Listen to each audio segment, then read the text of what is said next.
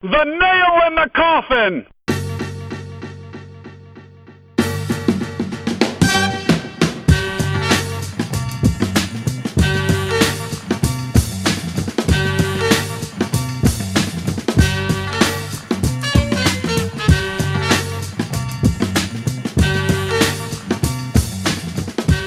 Welcome to The Nail in the Coffin. I am Tom Valentino. He is Travis Yulee. It is Wednesday night. Trev, how you been, man? Long time no talk. I know, man. We've been struggling to sync up our schedules here for a little bit, haven't we? We have. It's been back and forth that time of the year. Summer winding down, the school year starting. My daughter had her first day of kindergarten today. Riverside class of 2032. Oh, hey, yeah, go Beavers. There you go. That's right. They're off and running, and a good time was had by all. So it was a big day at the Valentino household here. How are things down in the state capital? Things are good, I tell you. We had the Buckeyes kickoff last weekend, so that was fun. Interesting game to say the least, but it's good. It's fall in Ohio is always as good as it gets. You know what I mean? And it feels like it's finally that time. So. Yeah, we got more reasons for fall to be good this year, hopefully. As we get started here, just want to say, if you're listening to us on the waitingfornextyear.com podcast feed, and this is the first time you're hearing us, welcome. We hope you'll stick around. You can subscribe to our show on a separate feed on Apple Podcasts, Google Podcasts, Stitcher, or the TuneIn app. Just search for The Nail in the Coffin. You can give us a follow on Twitter at The Nail Podcast, and go like our Facebook page, facebook.com/The Nail Podcast.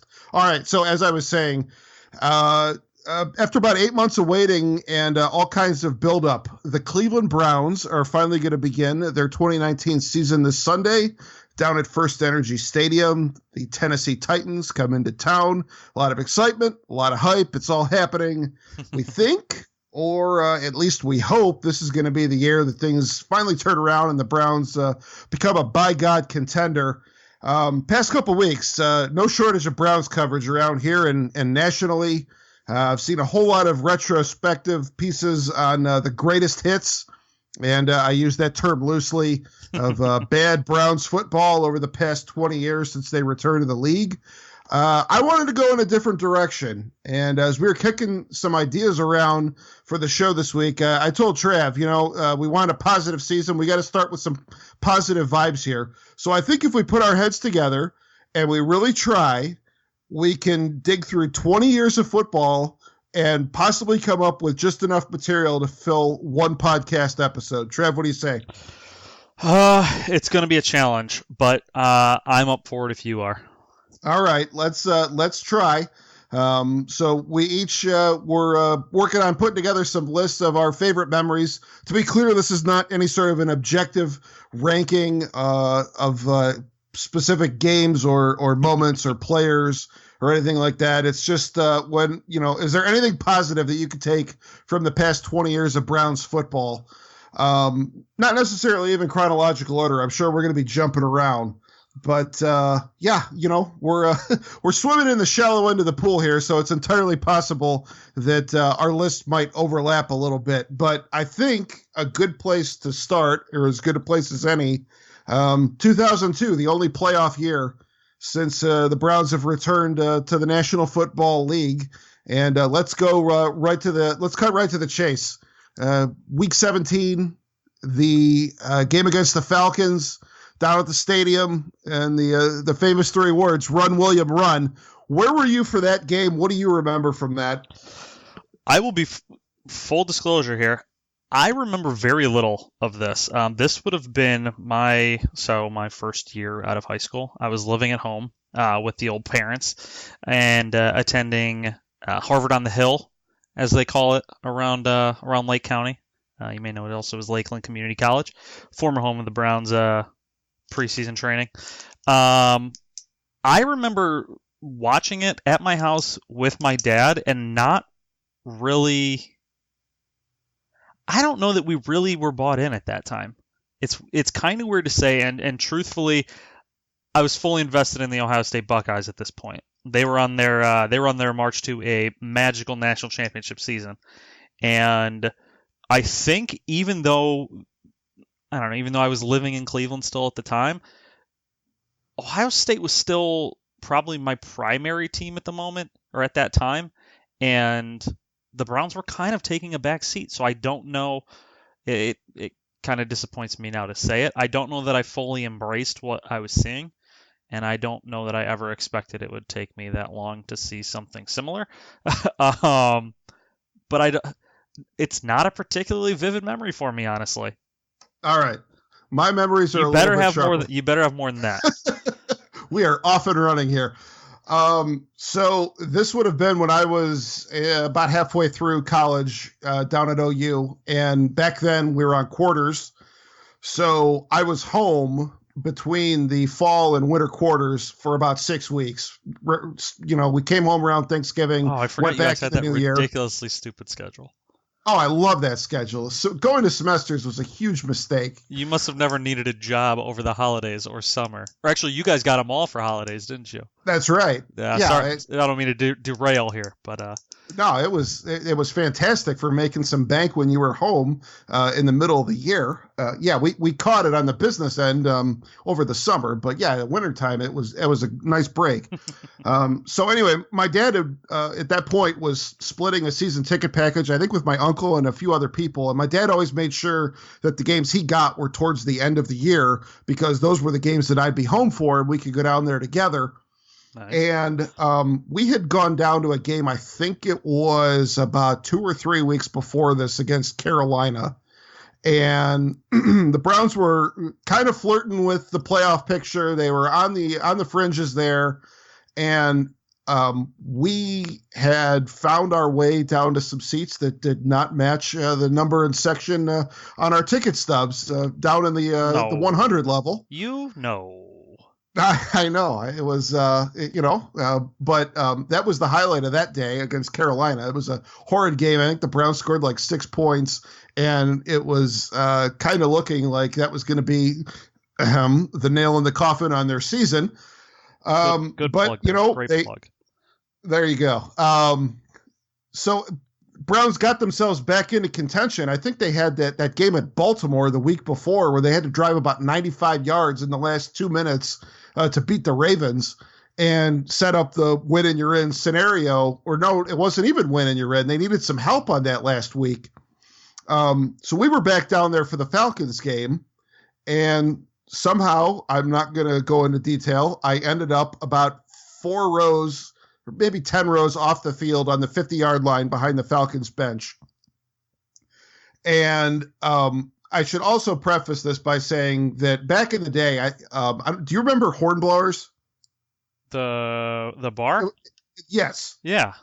It was the greatest parking spot for Browns games with no close second, because you could go in there and you paid $20 to park, and you got a $20 voucher that you could use in the bar on anything, including alcohol.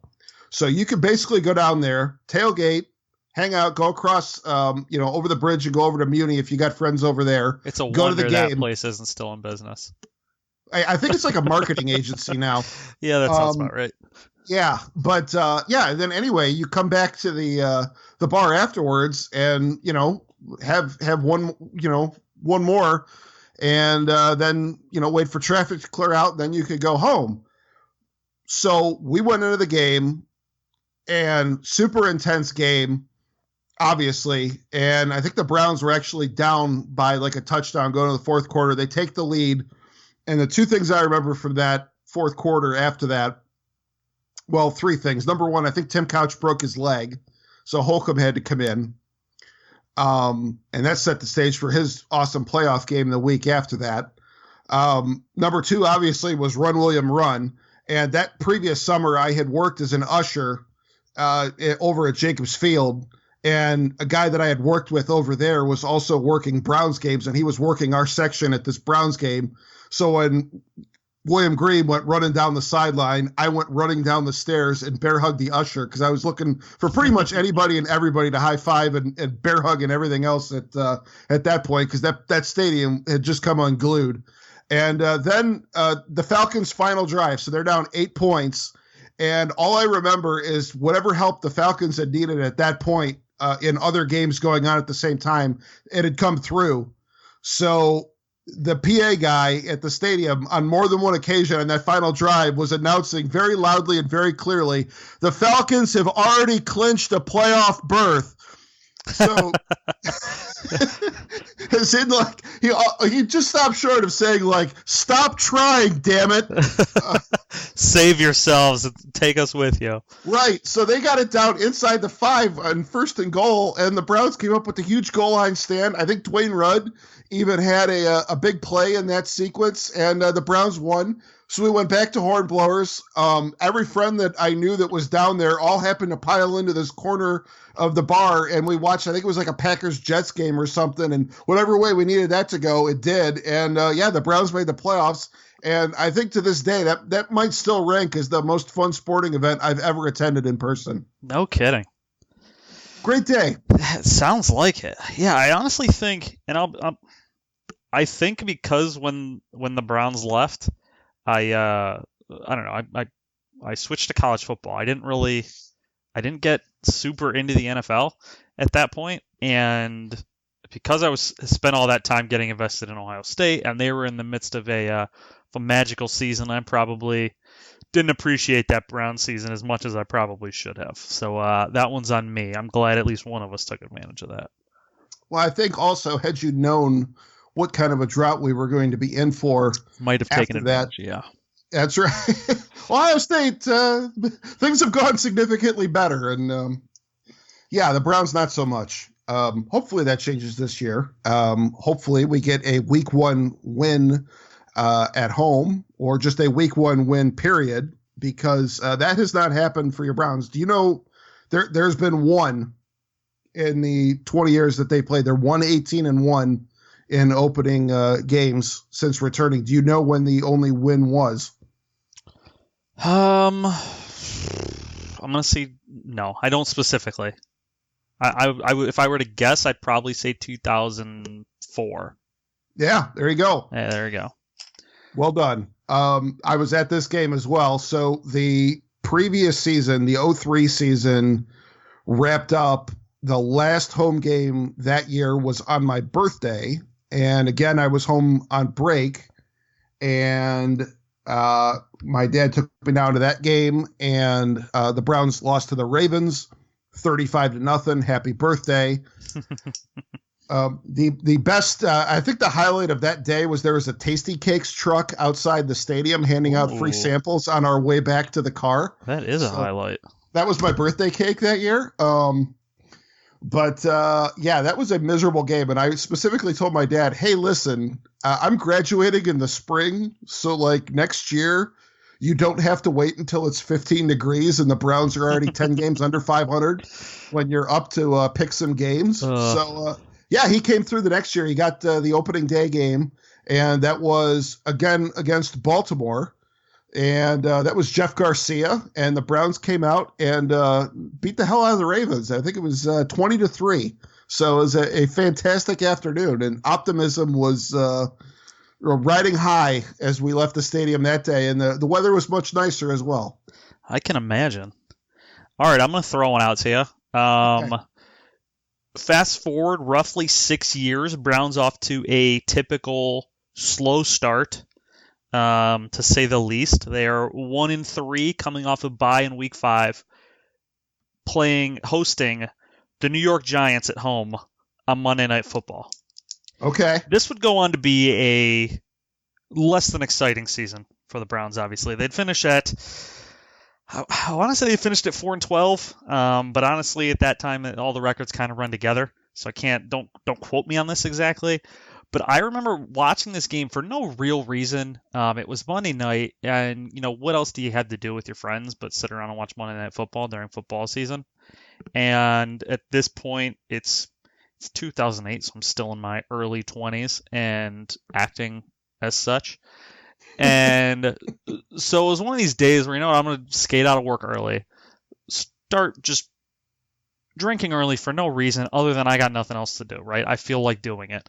I got no semblance of you need. Yeah, exactly. I got no semblance of a career at this point. I just have a job. And So I said, you know what? I'm going to leave this job, go meet up with a couple of my buddies, and watch the Browns get their asses kicked. Or so I thought. I would be proven wrong. I remembered, obviously, as you can tell by what happened pregame, recollection's a little bit fuzzy of the events that took place. But I remember at one point, and this was a bar relatively mixed. I'm not going to say there was a whole lot of loyal anything there.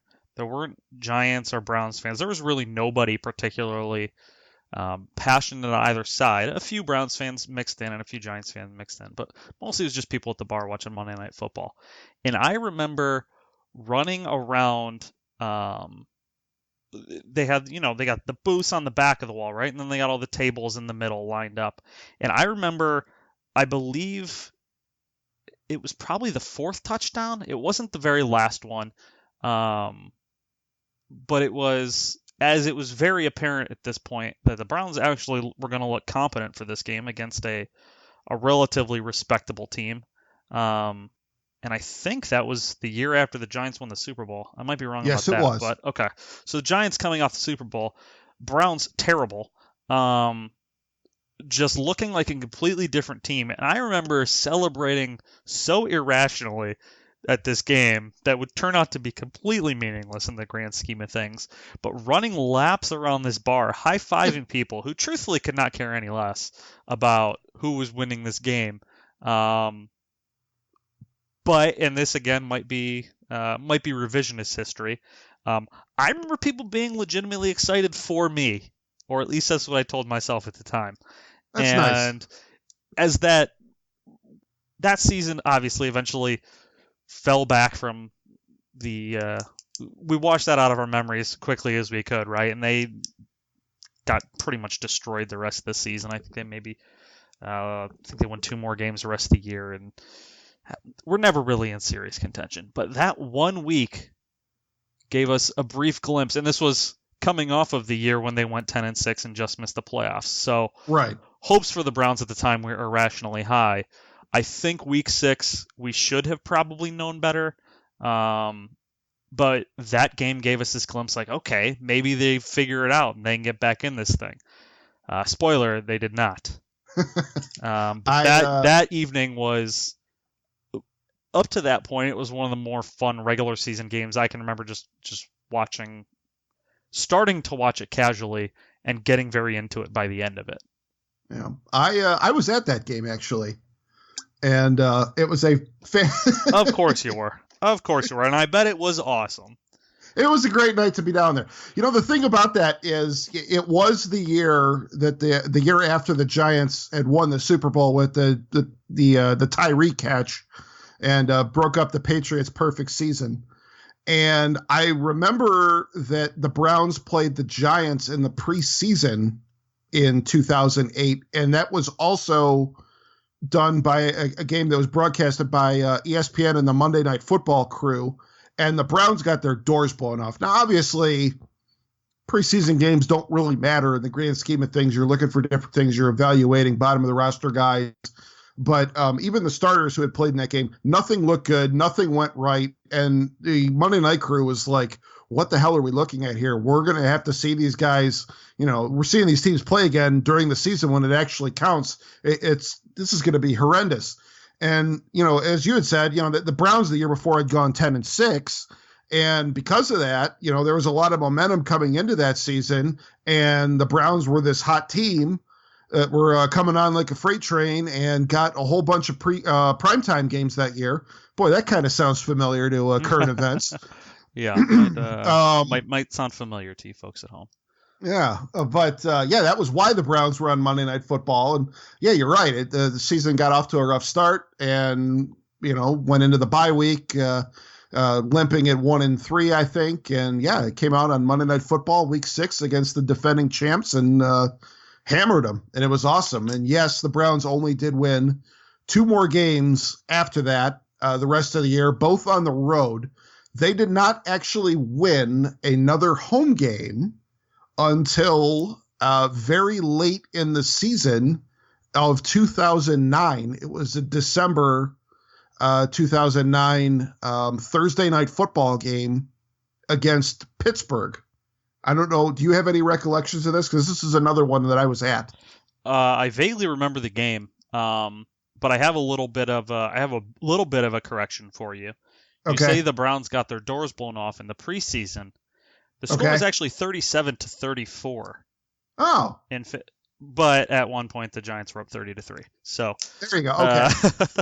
So final score not indicative of the style of the game, obviously, but kind of weird, I guess. Now that I think about it, it sounds weird to me. Do teams play preseason games against teams that they're going to play during the regular season? Is that common?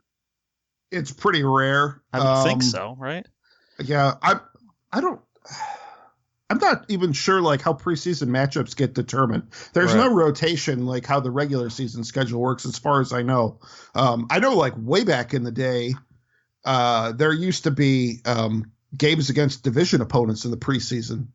Like I'm pretty sure that at the 1981 MLB All-Star game that was in Cleveland, that got pushed back to August because of the strike that was going on. Right. And the night before that All-Star game, there was a Browns preseason football game against, I think, the Steelers. Okay. So, yeah now that obviously never happens anymore. All right. Huh.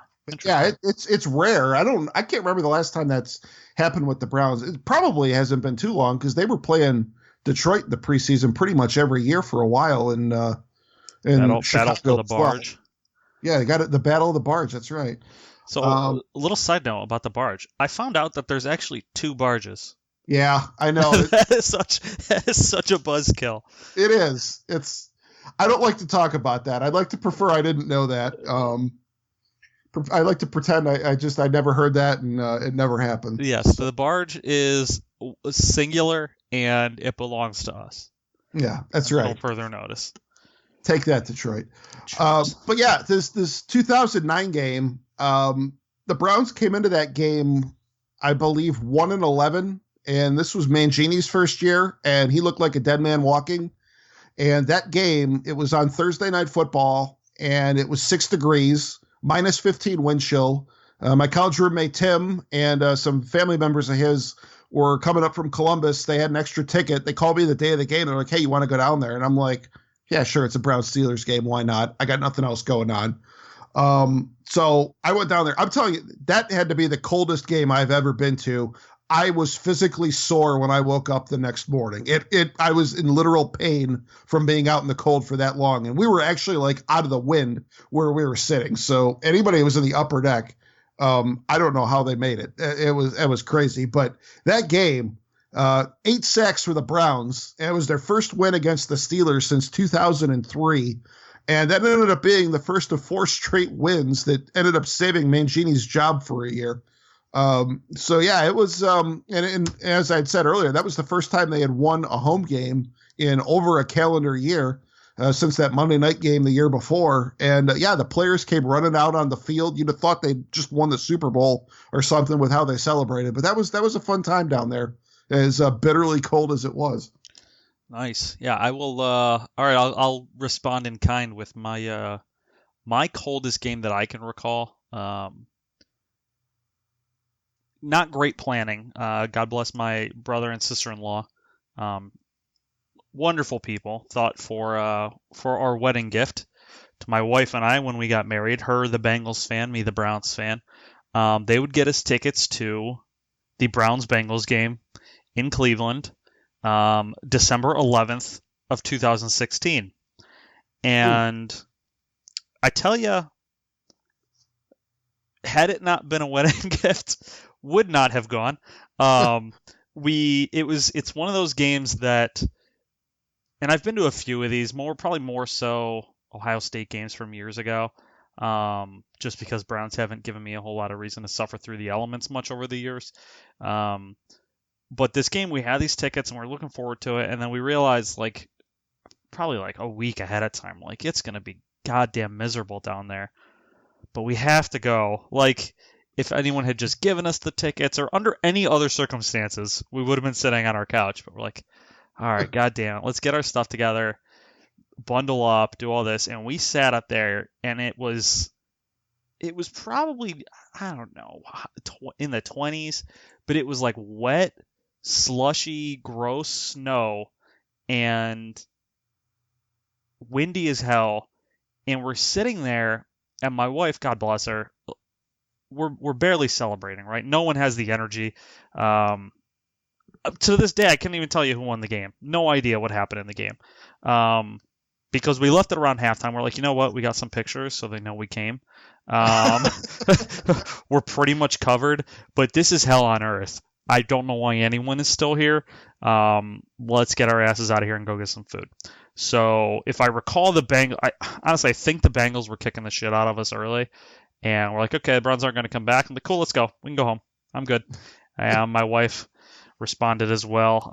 The Bengals weren't particularly good that year either, but I'm pretty sure they handed it to us that day.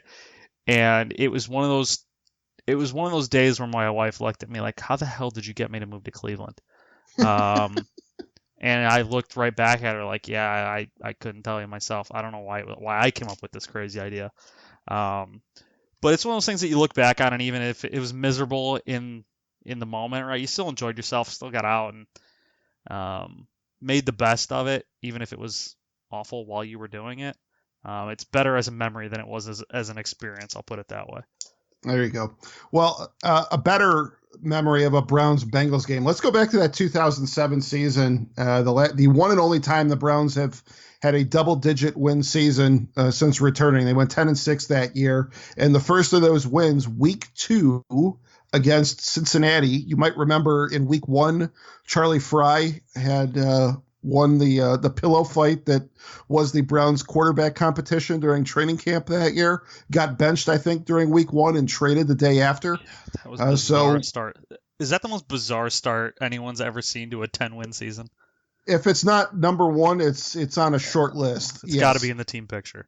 Right, absolutely. So, yeah, Week 2, you coming in, Derek Anderson's now starting, and the Bengals are coming into town, and the Browns ended up winning 51-45 and lit it up. It was a phenomenal game, and it really jump-started what ended up being really a fun year. A couple other games I want to talk about from that season, but that one for me always is kind of a good personal memory because I remember the weekend after that,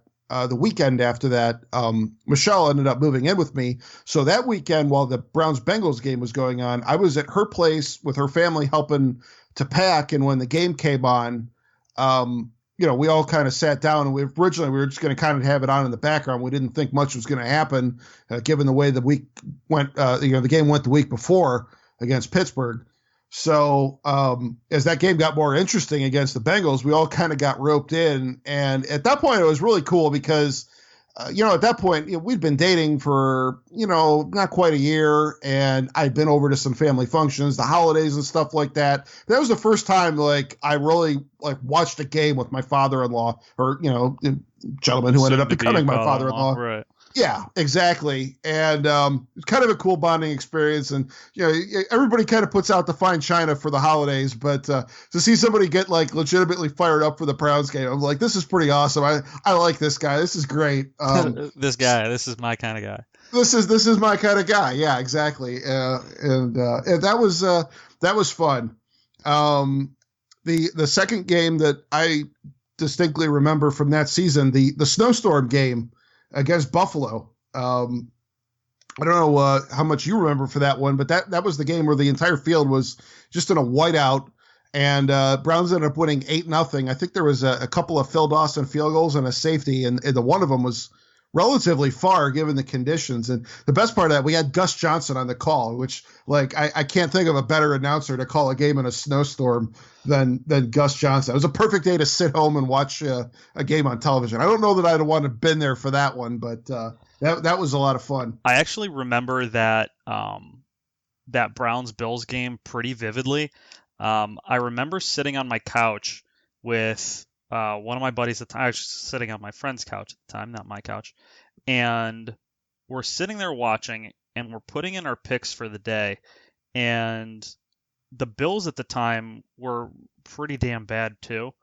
And I think the under was something embarrassing, like 30. Um, and so we're like, oh God, no one's touching that. And then they showed like like the 10:30 during the pregame where they're like, oh, let's go check how everything looks in Cleveland. And we saw it and we both looked at each other and immediately like hammer the under. We're like, throw more on it. Give me all of them. Merry Christmas, boys. Oh my God. And they delivered in kind. We watched it was the sloppiest game I can ever remember like a team of mine being involved in. Or at least the Browns being involved in. And just seeing like, oh, it was one of those games where you're like, yeah, don't want to be at that, but I'll be happy to reap the rewards of it. Yeah, I was at a game a few years before that, I think against San Diego or maybe Tennessee. It was a big snowstorm game, and you got in there, the opening kickoff, everybody's kind of excited, woohoo, snow game, and after about 5 minutes, you're like, this sucks. And snow games are only good on TV. I don't care what anyone says. Yeah, I would agree with that. Anyone who talks about, oh, it's the elements, oh, kiss my ass. It's terrible. Oh, it's bad football, and it's a bad fan experience. No. But the other game from that season that I definitely remember, the 33-30 win at Baltimore, with Phil Dawson with the field goal off the stanchion that I think it ended up right. Was that reviewed, or that was like a really controversial play because they initially thought it bounced off the crossbar, but it actually cleared the crossbar and hit the stanchion behind it and bounced back in. And yeah, I remember I feel like I just remember a lot of people freaking out, and watching on TV and not really understanding why people were freaking out. Yeah. And the announcers and the Ravens coaches and everything are going nuts, and I'm like, what? Why are we all?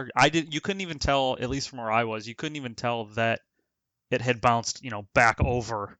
Right. And in hindsight, seeing that, it's like, oh yeah, I could see why they thought it wasn't good. But from where I was watching, it was like it clearly got past it. Like, what's going on here? I'm trying to celebrate here, get over it. But yeah, that was a pretty wild game. I was watching that game at Beef O'Brady's back when our buddy John shout out the bar over there. That's right, and that was so like we didn't really hear the audio because there was so much noise going on in the bar. Everybody was going crazy, right? And we had a big group of our friends all kind of crammed around one corner of the bar watching a couple of the TVs over there, and that was just a fantastic environment. And honest to God, I gotta say that like one of the things I'm most excited about with if this season coming up goes the way that we hope it does, getting that experience of getting a bunch of people together and games becoming events again rather than something to be background noise on a Sunday afternoon when I'm filing bills or something like that. So getting the big crowd together, I've kind of lost that in the last few years, and getting that back last year was a lot of fun. And games like that against the Ravens back in 2007, the big reason why. Yeah, I'll say I've lived in Columbus for a long time, right? For since 2003 to 2019 with about a 3-year break in there. So 12, 13 years I've lived in Columbus. Last year was the only time, and every Sunday, as long as I can remember, if I was in Columbus, I was walking around wearing Browns gear. Last year was the first year I can remember people actually like saying something to me. Other Browns fans like shouting out like, hey, yeah, go Browns as you're walking down the street. And so that aspect is, I'm with you. It's I don't know. Columbus is obviously a little different from Cleveland because it's got a pretty decent mix. I think it probably still leans Browns, probably 50% Browns, 30% Bengals, 20% Steelers, something like that, give or take. But it's still more fun when it's something worth watching. I can see that. One thing I'll say about the 2007 season, I think my biggest I don't want to say gripe, but if you're Joe Thomas and that's your rookie year, you come in 10 wins, just missed the playoffs, you're probably thinking, okay, this isn't so bad, and you never sniff another winning season again. No. It's insane. It's insane to think about. And it's unfair to a guy that was that good, obviously, and is, sort of the poster boy for a franchise and everything you want a guy to be, right? And he just never got to enjoy anything even close to that again. That kind of sucks. But well, the one year that he had after that where the Browns were interesting for, I'd say, probably 3/4 of the season was 2014. I don't know how much you remember about that season, but they had that 31-10 shit kicking against Pittsburgh, where they dominated the Steelers. That was a game in Cleveland. The only downer of that was Alex Mack broke his leg, and I don't think the offensive line was ever really totally right again after that. But they did.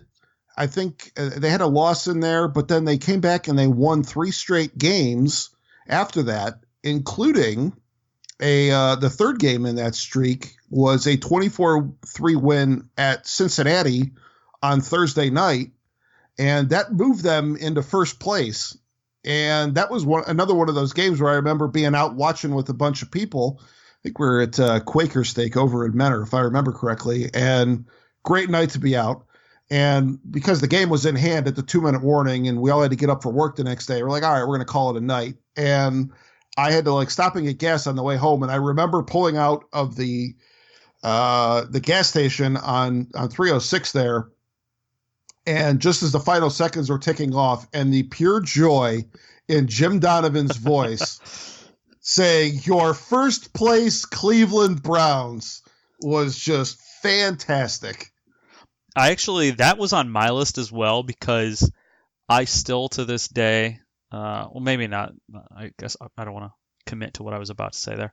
That I had been with my my now wife at the time for about a year at that point, and again, she is a Bengals fan, and so we went to a bar with a few of our friends, some Browns fans, some Bengals fans. We're gonna watch the game, and I had undertaken my my tradition of doing a shot of Fireball every time the Browns score a touchdown. And I'd mixed a couple other ones in there just for fun. I think for turnovers, as one does. I was feeling pretty good at one point, and there was a point in the game where it was very clear that the Bengals were outmatched, and my wife is sitting next to me, and I'm just the biggest jackass you can imagine, in good fun, obviously, not being mean about it, but celebrating the Browns probably a little more than I should have. And I do remember the next day, waking up, thinking, you know what, if that didn't make her dump me, we got a chance. And fast forward a couple of years, and sure enough, there we are. But I remember that game very vividly because it wasn't, I mean, the score was 24-3, and 24 is not a ton of points, obviously, but it was very apparent that game that the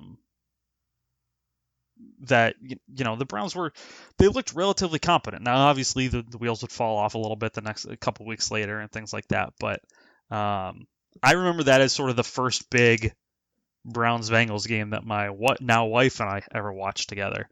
And she put up with me like a saint. And yeah, that's what I will take from that day. Now she'd get her, I'd get my comeuppance a few weeks later when the Bengals would beat us 30-0. But for that night, I was untouchable.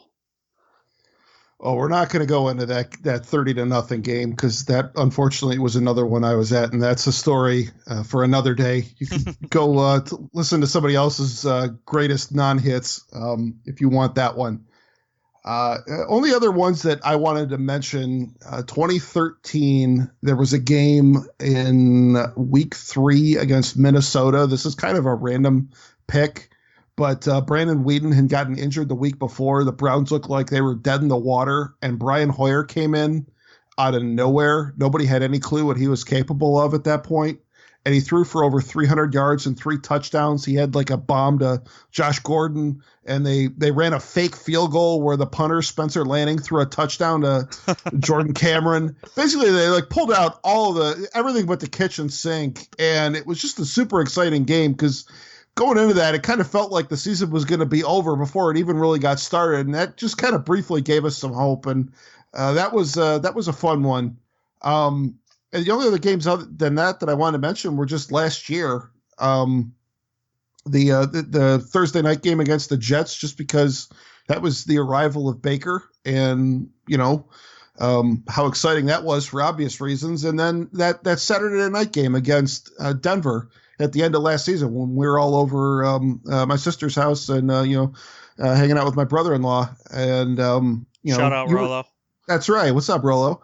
And getting to watch that, and the Browns, even historically, never have played well up at Mile High, and I think that was their first win up there in almost 30 years. So that was a fun night. Good times. Yeah, and that the Jets game, I remember going into that game as a team that had won, once in the last 2 seasons combined, going into that game with relative, I'll call it irrational confidence. It felt like, okay, this is the one, right? And going into it, we were still playing Tyrod Taylor. He was still the starter at that point. And if you've listened to this for a while, I was a bit of a Baker skeptic at the beginning, right? And I will admit, watching that game at the end of, it was like, I think he came in at the end of the first half, and immediately threw like 2 balls, and I'm like, all right, maybe I was wrong about this guy. And I was pretty convinced at that point. Like, now obviously I could have gone back on it, but it was a very noticeable shift in just the feeling of the team in general, the way that they looked on the field. And I think it's something we'll probably look back on pretty fondly for quite some time if this all goes as we hope and expect it to. I think we did a podcast that Saturday morning after that, if I recall. It was the daytime. It was either Saturday or Sunday of that weekend. Okay. And that was a good time. That was one of the more enjoyable pods we've done in quite a while. I think we had a good hunch as to like what he was capable of at that point, and the rest of the season kind of proved it out. So, and I don't remember what your position was last year, but I was firmly in the camp of starting Tyrod and letting Baker sit for a year, because I don't know, I just didn't really see any downside to it. I didn't really care what was going to happen with the season at the time, so I was pretty confident that this is probably the best course of action. Clearly, I was very wrong, and I'm happy to eat that crow. Right, I'm fine with that. But actually, the other one I will point out from last year was the Falcons game. Okay. That I went to the Muni lot with our good buddy John Rusnak, who I'll be seeing on Sunday morning this week actually. And he just randomly like, hey, you want to go to the game? I'm like, usually I would just go home. After a long day at the Muni lot, I was usually ready to go sit on my couch, and he's like, well, no, come on, let's go down to the game. And I'm like, okay. So I'll go to the game, and I don't know that, and they beat the hell out of them. It was a pretty big ass kicking, if I remember correctly. I don't remember the score, but there was the game with the big run by Nick Chubb, right? Yes, big run by him. I think there might have been a return too, but I remember there just being play after play, and the Falcons couldn't do shit, and the Browns looked like they were world beaters that day. And we celebrated, obviously went nuts the entire game, stayed the entire game, and we're so happy with the Browns win that after the game we were dancing with ushers in See, it's not just me. No, we were dancing with these 2 random ushers who were there, and the stadium had pretty well emptied out at that point, but we had pulled the old pro move of buying 2 beers at last call to keep ourselves lubricated.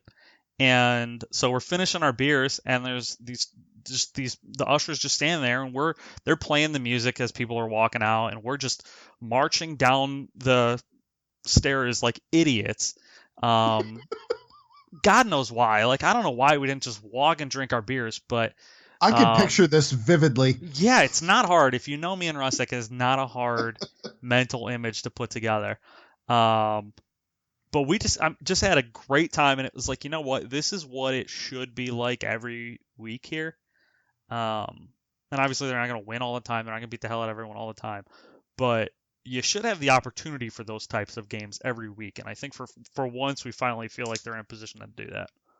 Yeah, and I think that's a good point to transition to 2019. You got any quick thoughts as we enter the season here on Sunday?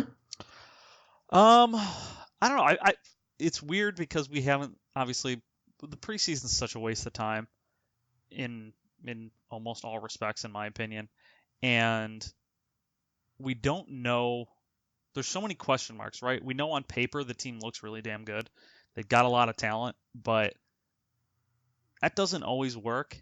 We know that that's not always the recipe for success. I think there's still some question marks. Particularly the offensive line is a big one. And truthfully, if we're being honest, that's kind of the only one, right? So it's definitely the biggest question. Yeah, I mean, and kicker. But whatever. Kickers, in my opinion, are relatively easy to cycle in and out of. We'll see if they actually do that. Who knows? But no, it's just it's really exciting. I'm looking forward to finally, like, opening day, having a positive outlook and being excited to watch the game and not just go to the muni lot and go home afterwards, or put the game on while I fall asleep. Yeah, I distinctly remember the game. It was a week 1 game against the Eagles, probably about, I'd say 6 or 7 years ago. Would have been 7 years. Yeah, it was 2012, and Brandon Weeden was starting, and he was a rookie that year. And the wife and I went down to that game, and that was her first experience in the Muni lot. And I told her, as we're looking around at everybody high-fiving, throwing footballs around, and cornhole games, and drinking, and stereos blaring, and the usual debauchery that you see down there, I said, take a good look around at this, because it's all downhill from here the rest of the day. And sure enough, Brandon Weeden got trapped under the flag in the pregame festivities, and his day somehow got even worse after that, as he got when he had to play football. Yeah, about 4 or 5 interceptions. So, here's hoping that the pregame festivities in the beauty lot are only the start of a good day, and instead of the high point and the beginning of the end. All right. So for posterity's sake, yep. What's your favorite embarrassingly bad Browns moment? Oh, wow. I have 2. Okay. First is Gapodawand. I will never get sick of that. I think it's fantastic. And at the time, it was such a perfect encapsulation of everything the Browns were. My second, the banners that were the dog pound banners that were shuffled up and ended up just saying, dog pound turned into Gapodawand. And yeah, it was so appropriate at the time that you couldn't help but laugh. And my other favorite, for a little more cringeworthy, is I believe it was Dwayne Rudd. Is that the one that threw his helmet and cost him the game? God, it was just so brutal, because it seemed like one of those things that at the time you're like, look the other fucking way. Like, you're really going to throw a flag on that? Come on. But that was why it was so cool in that game at the final week of the season against the Falcons that year, that on that big goal line stand, he had, I think, the 3rd down or 4th down, one of the last plays that was a huge stop for them and was really key to them winning that game. So it's a little bit of redemption for him. But yeah, I'm with you. That was rough. I think the play for me that will always stick out to me, it was October 13th of 2013, Browns-Lions, and once again, Brandon Weeden on the business end of a bad moment. Under duress, late in the game, trying to scramble, throws a backhanded floater towards the sidelines that hung up in the air forever. The most pathetic-looking pass you've ever seen. It gently landed in the arms of a Lions defender who caught it and casually went out of bounds and with the interception, and that was it. And that one always sticks out to me because 2 hours after that, my daughter was born, so I could not think of hey now. a more perfect day to. Love you it. know, Love it. Welcome to being a sports fan in Cleveland, Hun. You're Get used to this. That's right. So, yeah. So, what are your plans for this weekend? I think I'm going to be posted up at home. I'm going to be turning up the volume on the old surround sound and listening to the dulcet tones of Jim Nance. Hello, friends. Best seat possible. Love it. That's right. Nice. So, are you going to the game, or are you just doing the tailgate? I think I'm just doing the tailgate. So, I get up there at around 7:30 in the morning. All right. It'll be a relatively long day for me. I'm riding a Greyhound bus that leaves Columbus bright and early at 4:50 a.m. So I'll be up there early, ready to partake in a few beverages. So you just go to a bar downtown to watch the game? Probably. I haven't honestly not really planning. I know I have a couple friends that are planning to be down that way, and then my bus comes back at like 6, so I can watch the game, grab a bite to eat, get back on my bus, and come back home. So might have to see if we can recruit you out east to the Valentino World Headquarters. I will let you know. I'll be honest. There's very low likelihood that you will want me around your children after 5 hours of opening day tailgating at the mini lot. But we'll play it by ear, and I'll keep you updated. All right, fair enough. Well, there you go. They said it couldn't be done. We actually did a whole episode of good Browns moments from the last 20 years. How about it? I like it. I like it a lot. Well, let's stop while we're ahead. What do you say? Do it. Take it home.